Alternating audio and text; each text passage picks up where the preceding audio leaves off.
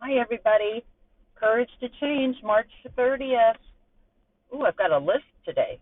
Courage. Let me try it again. Courage to Change, March 30th. When I heard that Al-Anon was a program in which we learn to keep the focus on ourselves, I wondered what other people would think of me if I acted on that principle. Surely they would think me inconsiderate, thoughtless, and uncaring. Those were my complaints about the alcoholics in my life. I didn't want to be that way. Instead, I tried to do things for others that seemed loving and generous, even when I didn't want to do them. I couldn't understand why I so often grew resentful after such actions. My efforts to be selfless by trying to please everyone but myself weren't working. The focus was on the response rather than on what seemed right for me to do. There was nothing unconditional about this kind of giving. My sponsor helped me to see that if I paid more attention to myself and to doing what I thought was best, I would be free to give without strings attached. Then I could be truly generous. Today's reminder: the Al-Anon program works when I keep the focus on myself, attend lots of Al-Anon meetings, and make my recovery my top priority. As I become more fully myself, I am better able to treat others with love and respect. Well, this is a really good reading because when I got to Al-Anon, I didn't realize that my intentions were somewhat manipulative. I'm a very controlling person, and I really want things done a certain way, and if they're not, I redo them. I mean, I'm just that kind of person. And so I didn't realize I was doing things for others for the response. Either I wanted to get the response back about how grateful they were, how how grateful they were, or how good it was done, or how wonderful thank you so much for helping me. I couldn't have done this without you. Because that to me felt like, oh, good. They know how much I love them, right? The problem is if they don't react that way, then I get resentful. Like if I do something and somebody doesn't even acknowledge it, I get resentful. My sponsor asked me one time, there was somebody I was helping, and they said, could you help them do something and not let them know it was you? And I said, why? Why? What's that about? She goes, well, let's just see what happens. And, it was a big alert. It was big because I still enjoyed doing it, but I didn't realize how much I had connected to the outcome. I didn't realize I was that connected to the response, the love, the attention, the gratification that someone needed me, that I had a purpose. I didn't realize that until I tried to start doing things anonymously. And so it was really my expectations of their response were just premeditated resentments. That's what they were. They were just a way for me to set up a problem, And the thing that I really learned that's been the hardest for me is with the people in my life that I'm codependent with, that I'm trying to recover from. When I have done those things and then I respect the reaction, right, it's really disrespectful to them. Like I am crossing every boundary because in their eyes, it's all your own perception. And in their perception, I'm helping because I don't think they can do it themselves or they can't do it right. And that's the way it's perceived by them. At least, not everybody, but the people that I'm trying to help the most. It's almost like very disrespectful for me to do that. And I've had to learn to mind my own business and leave those people alone. They deserve the right to make their own mistakes. Uh, things come off imperfectly, you know. Um, I don't know where in the world, how old I was, or who told me that I was good at everything and that I knew the right way to do it. No one ever told me when I was young that there might be 7 ways to do something right. There's more than one way to do something. Someone else's way might be just fine, right? And so I had to back up and keep the focus on myself, right? What do I want to do? How do I want to do it? Is fine for me, but I don't need to put that on you, right? Um,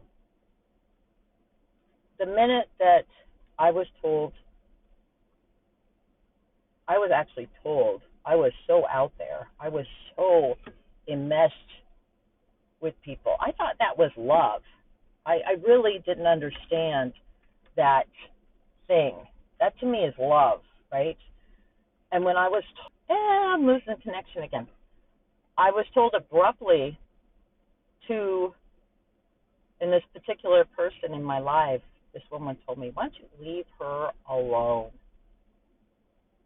Leave her alone. Let her have a break, right? You're just all over her aura, her life, her everything. You're so reactive to the way she responds to things. And if she responds poorly, you feel poorly. If she's really happy, you get really happy. Like, it's so not okay. You need to allow her own feelings. Just leave her alone. And I was like, that felt to me exactly what this book said. That seemed inconsiderate. It seemed selfish. It seemed cold and uncaring. And it wasn't. It was respectful. It was kind. It was considerate. It was healthy, right? And I mean, even this person said to me one time, they said something, and I immediately went into that mode of fixing. And I said, well, you know what you could do? You could do this, you could do this, you could do this, and, you know, blah, blah, blah, and if you do that, blah, blah, blah, blah. And they came out and said to me, I did not ask you a question. I just made a statement. And I was like, oh, shit. You know, are people even asking you for help? Because I got to tell you, in my little family and friends, they're not. Unless they're moving and they need help moving, you know, or they're something like that. But no one is really asking me to tell them how to process what's going on in the world, how to, you know, what I think is right and wrong about what's happening. Um, it's just so overwhelming. The enmeshment is just so thick that's why I use that analogy all the time about your own hula hoop, because that to me is like a definite boundary. In my mind, I can see me in a hula hoop. Like, it is separate from the other people, and they have their own hula hoop. I mean, that works so well for me because I can feel it when I've jumped out of my hula hoop into someone else's. And it's usually because they're in despair, they need help, they're hurting. I'm the ultimate empath, right? I can, you know, see, there I go again. I feel like I know. Even like the woman at the grocery store, I can feel her. Are you okay? How are you doing today? You know? She doesn't want to talk to me. She's like, who are you? But I'm looking for ways to like leap into other, you know, like a superhero. And that's because of my own self-worth. You know, there was a poem when I was younger. I saw this poem, and it was about, I have a right to be on the planet just as much as any of the trees, the birds, the plants, right? I I have a spot on the planet, And I don't need to prove that point. I don't need to prove to you that I am good enough to be in your life. Right? I don't need to prove it. I am who I am, and I'm not for everyone. That was another big one. I'm not for everyone. Right? Even on here, there are people that do not like my blunt, direct approach, the way I speak from my heart. I say it as it is. I was checking out some other codependency stuff last night, and I found this woman, and she's huge. And so I thought, oh my God, how is she helping these people? And it wasn't my cup of tea. But there's obviously like 500,000 people on YouTube that she is their cup of tea. You know what I mean? So that's okay. You know what I mean? That has nothing to do with me.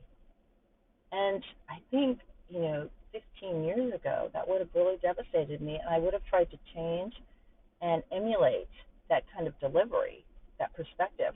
But my experience has different perspective, and everyone in my life has a different perspective. And I found out that when I am in everybody's stuff and I'm not looking after myself, I'm being disrespectful to other people, and I don't want to do that. I don't.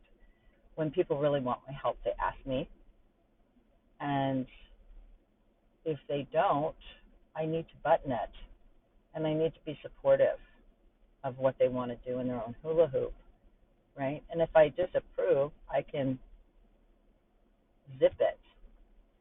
My power emoji now, my power sign is not a thunderbolt. It's not a big flame of fire. It's that emoji of the smiley face with a zipper across his mouth. That's my power emoji now. I'm telling you, that should be, zip it, Karen. Just zip it. And you know what that does for me? At first, I felt inconsiderate. I felt rude. I felt cold. Now it feels like freedom because everything works out the way it's supposed to without my help. But I really have had to zip it and just look after my stuff, right? There's something about looking after everybody else's stuff that makes me not have to look at myself. It keeps me distracted. It's like a little baby, when they're crying and you hold up the keys and you go, "Look, baby, look over here," and they get distracted. That's kind of me in this helping area. I use it to not do what I'm supposed to be doing, and the feelings that it describes in that reading about feeling inconsiderate, rude, whatever the exact words were. What were they? Good words. Um, let's see. They say inconsiderate, thoughtless, and uncaring. Those are feelings. Those aren't fact. Those are because of my own past. That's because of my history, of my relationship issues way back. That's over, right? Other people might find it refreshing. I'm thinking I'm inconsiderate, and they're thinking, yay, she backed up, right? You've met those people. They're so enmeshed in people's lives. It's like, oh my God. I'd ask her to go to the movies, but she'd have to call her mom. So it's disrespectful. And the reward of getting this and understanding my hula hoop and doing visualizations like I talked about yesterday about grounding yourself and getting centered is I'm okay, right? I'm okay. And I've got a lot to go on.